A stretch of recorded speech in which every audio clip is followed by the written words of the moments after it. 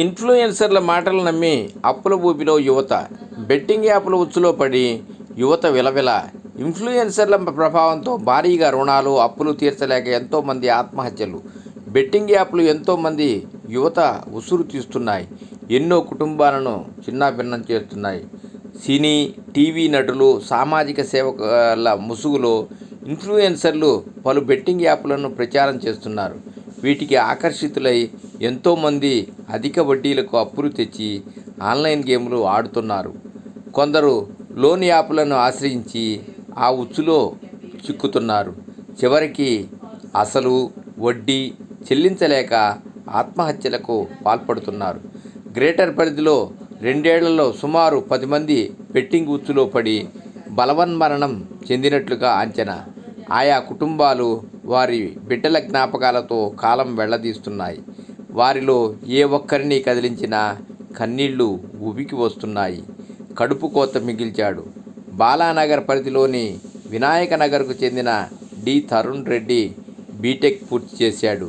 MS విద్య చదివేందుకు America వెళ్లే ప్రయత్నంలో ఉన్నాడు. ప్రముఖ వర్సిటీలో సీటు కూడా సంపాదించాడు. ఆ ఆనందాన్ని ఆస్వాదిస్తుండగా 6 లక్షల ప్యాకేజీతో జాబు లభించింది. అతడి తల్లిదండ్రులు పొంగిపోయారు. బీటెక్ చదివేటప్పుడు సరదాగా మొదలైన ఆన్లైన్ బెట్టింగ్లు అలవాటుగా మారాయి. 2 సంవత్సరాలు పందాలు కాసేందుకు క్రెడిట్ కార్డుతో 3 లక్షలు, పర్సనల్ లోన్ కింద 4 లక్షలు తీసుకొని నష్టపోయాడు. అప్పులన్నీ తీర్చిన తండ్రి కుమారుడిని సున్నితంగా మందలించాడు. గతేడాది డిసెంబర్లో అప్పులు తీరగానే ఈ ఏడాది జనవరి 13వ తేదీన మళ్ళీ బెట్టింగులతో క్రెడిట్ కార్డుతోనూ 2 లక్షలు పోగొట్టుకున్నాడు. ఈ విషయం తల్లిదండ్రులకు తెలిసేలోగా జనవరి 22న ఉరేసుకున్నాడు. ఆర్థికంగా చితికిపోయి కొడుకుని కోల్పోయి గుడి మల్కాపూర్నకు చెందిన బాలకృష్ణ కుమారుడు శీలం మనోజ్ గతేడాది బీటెక్ 3వ ఏడాది చదువుతున్నప్పుడు ఆన్లైన్ బెట్టింగులకు దగ్గరయ్యాడు. ఈజీగా డబ్బు సంపాదించవచ్చంటూ మనోజ్ను రొంపిలోకి లాగారు. లోన్లు, యాప్లు, ఇతర మార్గాల్లో అప్పులు చేశాడు. ఆ సొమ్మంతా నష్టపోవడం వల్ల ఆందోళనకు గురయ్యాడు. నెల వాయిదాలు చెల్లించట్లేదంటూ ఒత్తిడి చేయడం వల్ల అప్పుల విషయం బయటకు తెలిస్తే బంధువుల్లో తన పరువు పోతుందని భావించాడు. మనస్తాపంతో గతేడాది ఫిబ్రవరి 26న ఉరివేసుకుని చనిపోయాడు. మనోజ్ చేసిన 5 లక్షల అప్పును అతడి తండ్రి తీర్చాడు. ఆర్థికంగా చితికిపోయి కొడుకును కోల్పోయి తల్లిదండ్రులు కన్నీటి మధ్య జీవనం సాగిస్తున్నారు. బిడ్డకు దూరమై కోలుకోలేని తల్లి. ఎదిరే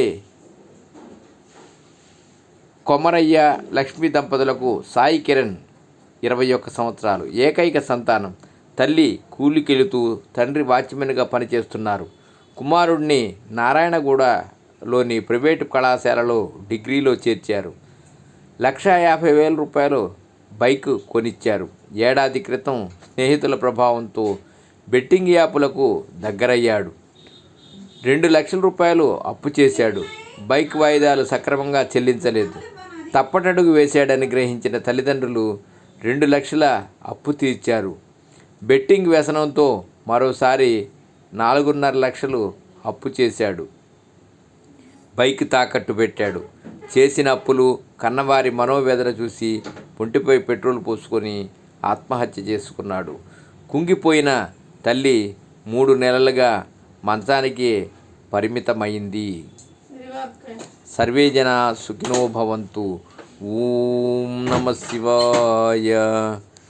ఓం నమః శివాయ.